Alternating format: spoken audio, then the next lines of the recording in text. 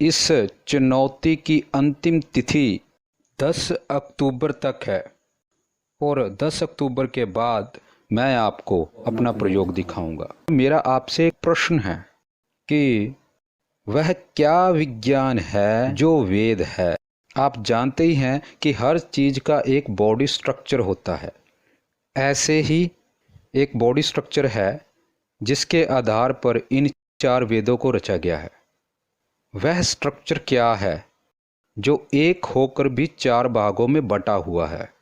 मेरी पिछली वीडियो में आपने देखा होगा कि किस प्रकार यह जो जिन है हम सनातनियों की बुद्धि में भी घुसता जा रहा है और हमारे सनातनी विद्वान इस जिन के चक्कर में आकर अपनी ही निजी मत से शास्त्रों की मूल रचनाओं से छेड़छाड़ करने में जुटे हुए और हमारे आर्य समाजी मित्र तो इस दौड़ में इतना आगे निकल चुके हैं कि इन्होंने शास्त्रों की नए सिरे से रचनाएं करना शुरू कर दिया। उन्होंने उन अंशों को हटाना शुरू कर दिया जो इनकी समझ में नहीं आते। इनकी नज़र में यह सभी गलत है जो वर्तमान विज्ञान के अनुसार नहीं है। इनकी नज़र में पुराण महज गप्पे हैं, गपोड़े हैं, बकवास है। आजकल इनके एक वैज्ञानिक आचार्य अग्निव्रत जी ब्राह्मण ग्रंथों का वैज्ञानिक भाष्य करने में लगे हुए हैं। हालांकि उनके पास इनकी वैज्ञानिकता सिद्ध करने के लिए ना तो कोई वैज्ञानिक प्रयोग है और ना ही कोई मैथमेटिक्स है। इनके पास यदि कुछ है तो वह है केवल तर्क। मैं आचार्य अग्निव्रत जी से एक प्रश्न करना चाहता हूँ कि जब आपने यह प्रतिज्ञा ली कि आप वेदों की वैज्ञानिकता का प्रमाण पूरी दुनिया को देके रहोगे, तब आपने यह क्यों नहीं विचार किया कि आपकी वैज्ञानिकता का आधार क्या होगा। आप भी जानते ही हैं कि किसी के कहने से दुनिया ऐसे ही नहीं मान जाती। हमें कुछ ना कुछ तो प्रमाण देना ही पड़ता है। फिर आपने यह क्यों नहीं सोचा कि क्यों ना सबसे पहले गणित पर रिसर्च की जाए, गणित को समझा जाए कि गणित क्या है। आखिर गणित भी तो हमारे ऋषियों की ही देन है, वो कोई बाहरी विदेशियों की देन नहीं है। लेकिन आप तो उल्टा विदेशी फाइनमैन को लेकर यह कह रहे हैं कि गणित से हम सृष्टि को नहीं समझ सकते क्योंकि सृष्टि कॉम्प्लेक्स है। आचार्य जी, सृष्टि कॉम्प्लेक्स है तो गणित क्या साधारण है? गणित कॉम्प्लिकेटेड नहीं है, गणित भी कॉम्प्लेक्स है। शून्य को आज तक दुनिया समझ नहीं पाई, तो फिर आपने यह क्यों नहीं सोचा कि मैं शून्य पर शोध करूं? यदि आप कोई अपना मैथमेटिक्स दुनिया के सामने रखते तब आपकी बात प्रमाणित होती। लेकिन शायद आप आर्य समाजी तर्क के बिना कुछ समझना ही नहीं चाहते और तर्क से आपने एक नई रश्मि थ्योरी बनाई और रश्मि थ्योरी को समझाते हुए आपने एक टाइम दे डाला कि आने वाली पीढ़ियां मेरी इस थ्योरी को मानेंगी। बात खत्म। आज का क्या होगा? आज आप प्रमाणित नहीं कर पाए क्या? मैं यह नहीं कहता कि जो रश्मियां हैं, शास्त्रों में जिन रश्मियों की बात आई है वह गलत है, वह सही है।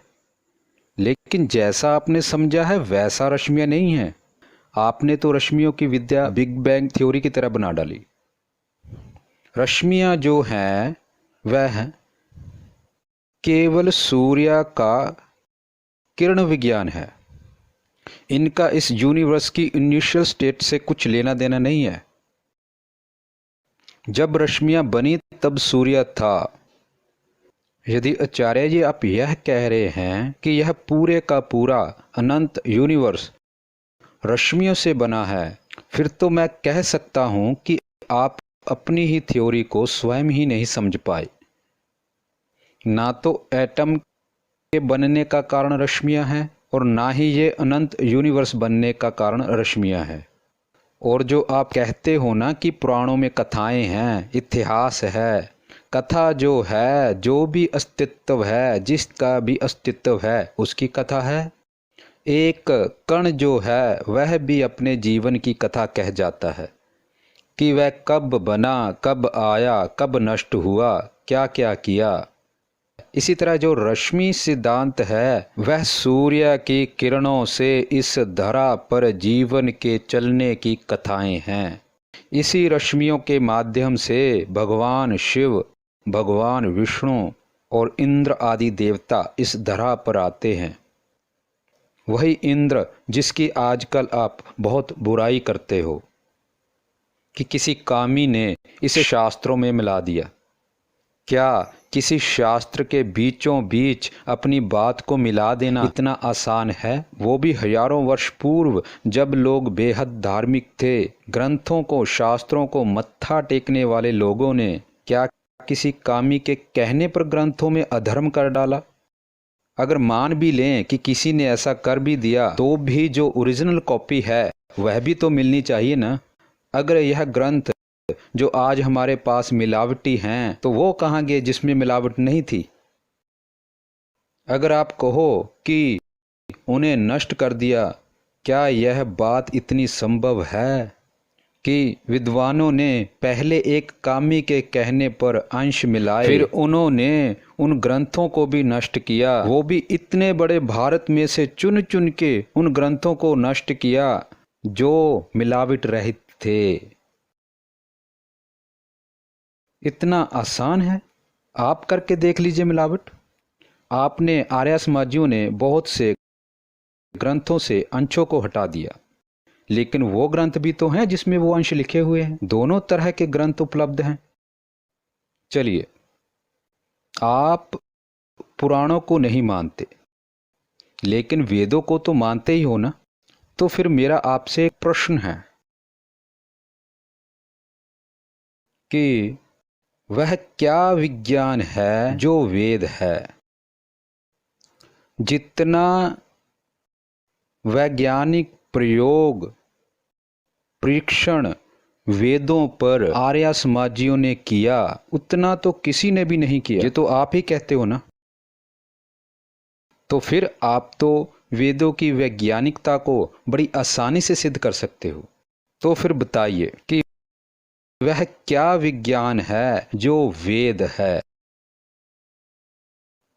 वह क्या चीज है जो एक होकर भी चार भागों में बटी हुई है? क्योंकि वेदों के चार भाग है, आप भी जानते ही हो कि वेद मूल रूप में एक है लेकिन उसके चार भाग हैं।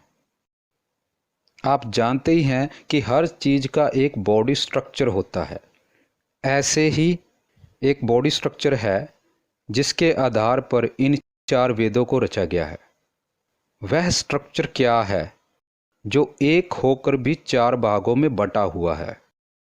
आप इस पर चाहे तर्क करें, कुतर्क करें, जैसे भी चाहे हमें समझाएं, हमें समझना है। मुझे मेरे प्रश्न का उत्तर आप दीजिए और मैं इस स्ट्रक्चर का एक वैज्ञानिक प्रयोग आपको दिखाऊंगा, इसका एक गणित बताऊंगा। यदि आपने तर्क से मेरे प्रश्न का उत्तर दे दिया तो मैं जीवन भर के लिए आपका दास हो जाऊंगा। और इस चुनौती की अंतिम तिथि 10 अक्टूबर तक है। आप 10 अक्टूबर तक मुझे मेरे प्रश्न का उत्तर दीजिए और 10 अक्टूबर के बाद मैं आपको अपना प्रयोग दिखाऊंगा। धन्यवाद।